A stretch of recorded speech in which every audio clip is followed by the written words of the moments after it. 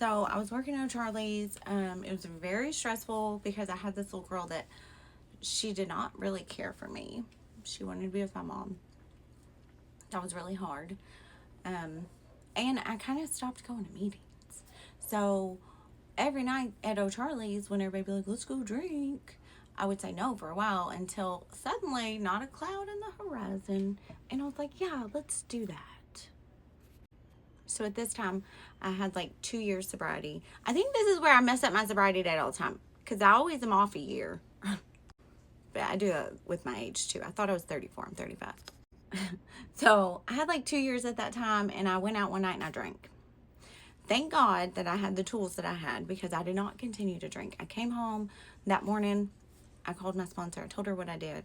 Got back into Refocus at the Healing Place and did everything they told me to do because that scared the shit out of me. It was like a wake-up call because I know for me, I can't just drink.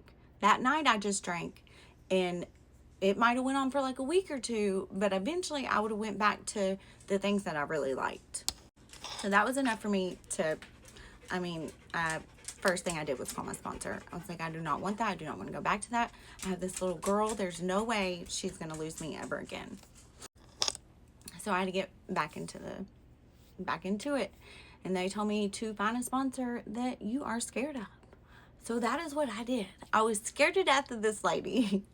She's still my sponsor today. I'm not scared of her anymore. It does kind of scare me sometimes if I do something I'm not supposed to do. I'll always tell myself sometimes after I do them, they're not like really bad things. But she has become a huge part of my life. I mean, she's been with me for 12 years. So she's like family. But at first, I was scared to death of her. And when I asked her to be my sponsor, she said, well, how are you going to do that if you won't even talk to me? Because, she scares shit out of me. But I knew I needed somebody that was going to walk me through the steps and hold me accountable and not give me no bullshit, not take none of my bullshit when she knew I was full of shit, and to call me out. And she does that still to this day. So I stayed with it this time.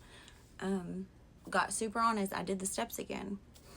And eventually we moved to another house. I still like craved that. I didn't have that full relationship with God yet. And I still craved like wanting to be loved and be in a relationship. And I seen this guy at the Healing Place playing with Alyssa. And in my mind, it was like, oh, a dad for Alyssa. And, no.